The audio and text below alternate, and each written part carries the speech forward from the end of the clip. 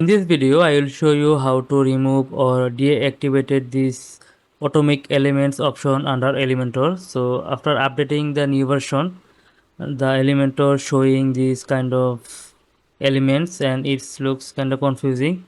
So to deactivate these options, you have to just log in your WordPress and hover over Elementor and then editor, and then you have to click on settings, and after click on settings you have to go to this atomic editor option, and as you can see it's currently activated, so I have to deactivate this option.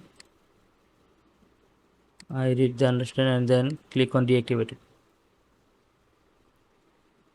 So the option is deactivated. Now log in the backend.